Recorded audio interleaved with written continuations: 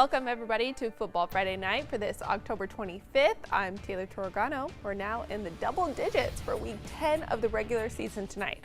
Some of the Suncoast teams on the road, while others are taking part in cross-county matchups. We start tonight with our game of the week, the Pirates versus the Pirates. That's right, Braden River Pirates taking a trip down to Port Charlotte tonight for a swashbuckling game against the Port Charlotte Pirates. Port Charlotte comes in at 7-1, second in the district. Their only loss to the Palmetto Tigers. Braden River is 4-4. In the first, it's Braden River quarterback with a snap to number 13. Carson Goda taking it to the 20-yard line.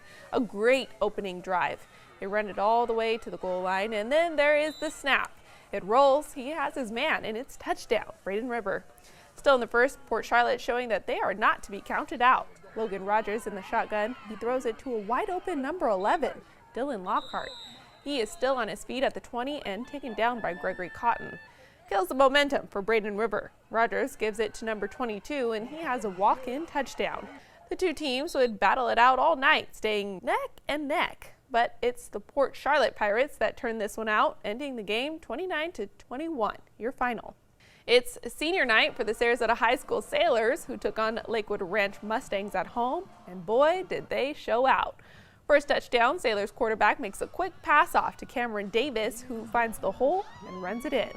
And again, not long after, only this time quarterback Vince Parisi tosses it to Brian Battie, who runs it in for another 6. Now it's Mustang ball, but they quickly lose it. Lakewood Ranch's quarterback looks like he throws it right to Sailors' Gabe Elliott, who picks it off, but is taken down. The Sailors make it to the end zone off that play, but Mustangs defensive back Jake Zapata applies pressure, blocking Parisi's pass intended for Thomas Pack. 4 minutes now into the second quarter, and a lot of rain doesn't stop another quick pass off to Sailors' Brian Battie, who twists and turns, getting rid of multiple defenders all the way to the end zone. It's 21-0 Sailors before the half, but wait, there's one more. Vince Parisi finds Sarasota High's Thomas Pack, who runs it in right there for another touchdown. The Mustangs just can't get on the board either. 0-40, your final.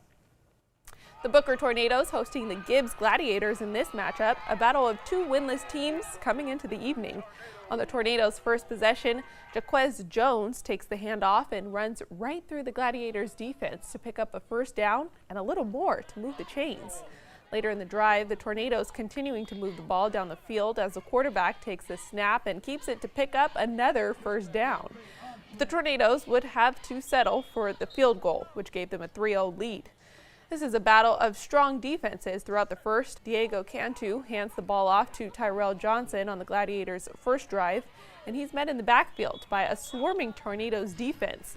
Later in the quarter, the Gladiators' quarterback takes a snap and tries to rush for some yardage before he's met by Isaiah Williams and Michael Haynes for the stop.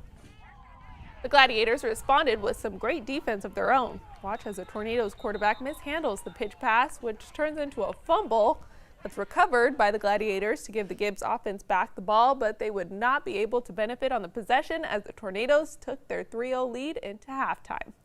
Your final score, 5-0. The Tornadoes win. The Riverview Rams taking on the Hornets tonight in Haines City. The Rams turning this one out with a big lead, ending the game 49-13 Rams. The Manatee Hurricanes made the trip down south tonight to take on the Venice Indians, and it was worth the trip. The Hurricanes take that game 30-13. Southeast Seminoles took on Charlotte Tarpons at home tonight, a close game. The Tarpons taking the game 43-31. And the Bayshore Bruins dealt a loss tonight in Tampa against the Jesuit Tigers. They lost 14-45. Now to the Palmetto Tigers, who are all the way up in Tallahassee tonight, going up against the Lincoln Trojans. It's a slow start for the Tigers. In the first, the Trojans get on the board with 10 points. Later, Xavier Williams throws a long ball, and he's got a man. It's Wester. He goes out of bounds, moving them closer. Later, Xavier looks, and he's got a receiver out there. Number 6, Adravian Butler, gets the Tigers on the board 7-10. But it's not enough to keep the momentum. Tigers lose 23-42. It was also a rough week for the Cardinal Mooney Cougars after the loss of longtime football coach Mike Dowling.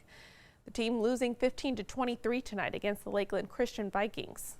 Tomorrow, Mike Dowling's legacy will be remembered. Cardinal Mooney Catholic High School will celebrate his life in the CMHS Musical Hall tomorrow at 10 a.m. Coach Dowling was a fundamental part of Cardinal Mooney's football program for nearly 30 years before he retired in 2007. Under his leadership, the Cougars went on to have 4 perfect regular seasons and won 6 district championships and even 1 regional championship. He will be missed. We'll be right back. Playing in the Sunshine State Athletic Conference, the Bradenton Christian Panthers took on the Inlet Grove Hurricanes in Rivera Beach. The team taking home the win and moving on 48-33. Also in the Sunshine State Athletic Conference, Out of Door Academy taking on the Gateway Charter Griffins tonight at home and losing 35-19. And it's time now for our play of the week. ABC 7's digital producer Xavier McKnight joins us now to break down what he determined to be the best play from a local team. Right, Xavier? Yes, that's right, Taylor. For this week's play of the week, we go back to the Palmetto and Lincoln matchup. Watch as the Trojans quarterback drops back in the pocket and throws this long pass, and it is caught. Day-Day Hill hauls in this catch and takes it all the way to the end zone for the touchdown. Taylor, this play could have went in favor of either team.